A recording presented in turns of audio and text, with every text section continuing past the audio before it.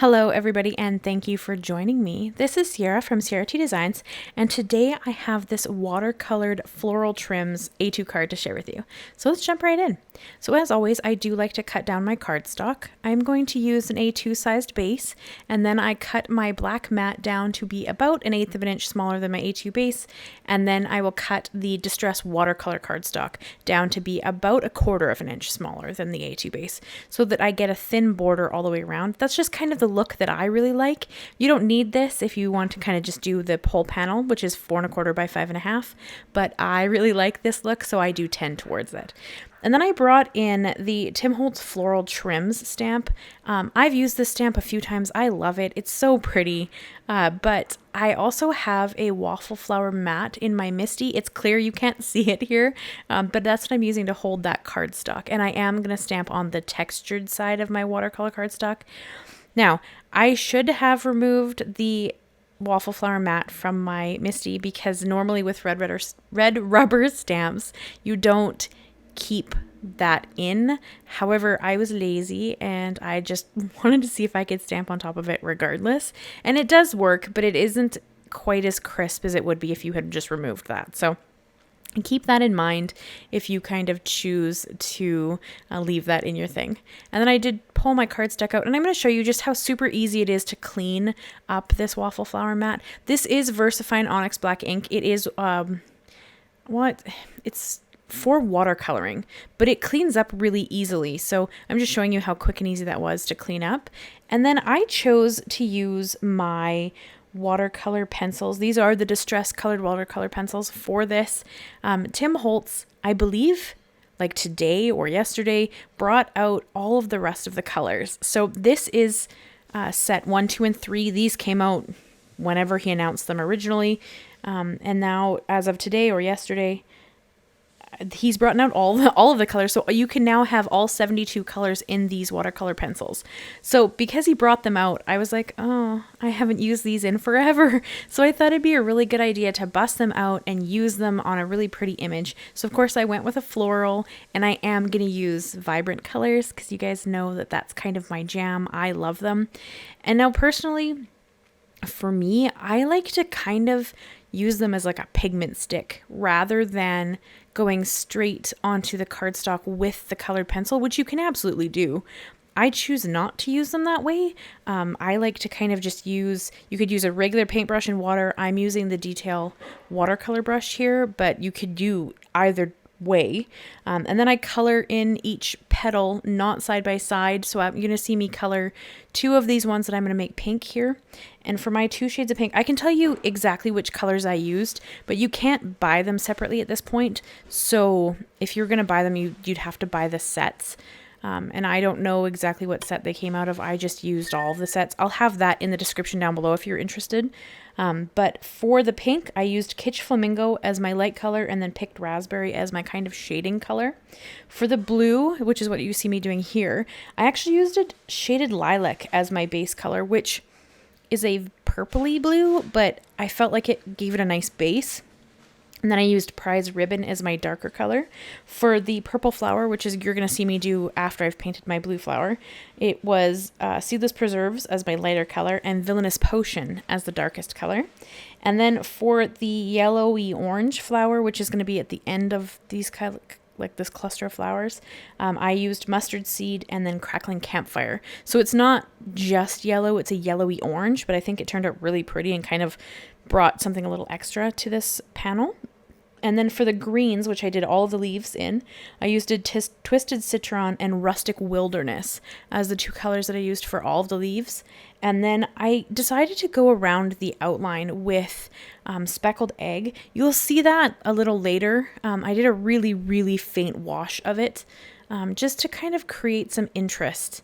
So you'll see later. It's hard to explain right now because you can't see it, but I will go around the outside with Speckled Egg, and just it creates a little bit of shadowing around the color, and that kind of gives the image a little more depth, I kind of felt. So that's kind of what I was going for. And now for me personally, I like the wet on wet method as a general rule. I kind of prefer that for my watercolor because you get more movement in your coloring. So for me, on most of the petals, I lay down like a little bit of water on the petal. And then I go in with whatever my lightest shade happens to be. So you can see here I'm working on the purple flower. So my lightest shade in this set was Seedless Preserves. And I laid that across the whole petal. And then I brought in, while it was still wet, some Villainous Potion just to kind of deepen the color up a little bit, but let it still move. Like I'm trying for a very flowing flower petal. I mean, if you want to be more controlled, you would probably want a wet on dry version instead of the wet on wet. But I love movement. I think that it really just, watercolor lends it so well to that is the technique I like to use. So no right or wrong way. That's just kind of how I like to do it. So that is what I ended up doing for all of this. Just because it is my preference. If you want more movement, like I'm trying really hard to keep it in the very thin petals so that they don't bleed elsewhere. This is why you saw when I was doing it, I would do a petal and then I would do a petal on the like opposite side of the flower so that they couldn't bleed into each other and have the colors kind of muddy and have no structure to the petals. That's kind of why I went that direction with this. But there's no wrong way to do it. I mean, watercolor and florals, you can't go wrong. They're stunning. So it's a pretty fun way to play with watercolors for the first time if you haven't done it before. I'm not terribly practiced in watercolors, but I do really enjoy playing with them. And I should more often than I do. It's just slightly more time consuming. So I tend not to gravitate towards it unless I have more time to sit down. So that is kind of what I was thinking with this one. And then here you can see I've gone into the leaves. And again, I used Twisted Citron as the base and then Rustic Wilderness as the darker color. So here is where I'm going to add that outline. And as I said, you don't need this. You could have absolutely stopped at that. Like when you've colored in all your images, it was beautiful the way it is. It doesn't need anything extra. However, I was having fun just painting with these. So I opted to add an outline around the whole image. And it is with Speckled Egg. You could choose any color for this. I chose Speckled Egg because I wanted a bluey gray-ish color, and that was kind of the closest one I had in these sets of colors. You could go in with gray, you could go in with like a pale purple, you could literally do any color, it really wouldn't matter. I just opted for Speckled Egg because I thought it would help stand out and still be subtle. So you'll see it when I hold it up at the end. It's kind of a little difficult to see on video here, but I did go around and between each image of this whole cluster to just kind of give that outline around the whole image. And that kind of gives it a little bit of shadow and helps it stand against the background even more.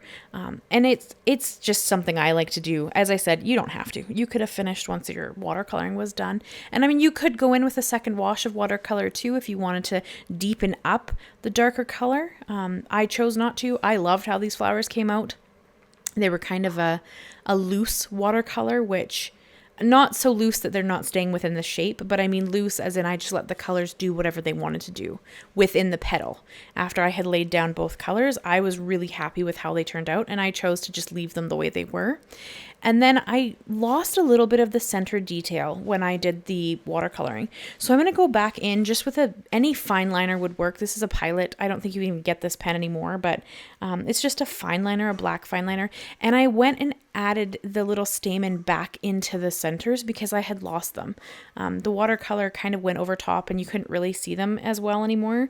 So I just drew them back in, and then I brought in a white gel pen and just added little dots of white to the stamen in the center to kind of just brighten them up and add a little more interest because I thought that looked really pretty. But all of those steps are just extra. I mean, I like to add them because I find that detail kind of helps finish the card, but by all means do whatever works. Like do your style, whatever that happens to be. And of course, again, you don't have to do vibrant colors. This would be beautiful as monochromatic. If you had just gone in and done all the flowers in like different shades of blue or different shades of purple, whatever kind of works for you. It's just that I do tend towards a rainbow vibrant palette. So that's generally what I choose to go for, but any color palette would look stunning with this. I think that it's just kind of a fun technique to play with the watercolor pencils and just use the colors that I have. It's almost a limited palette when you only have half of them because you don't have this 72 colors to play with.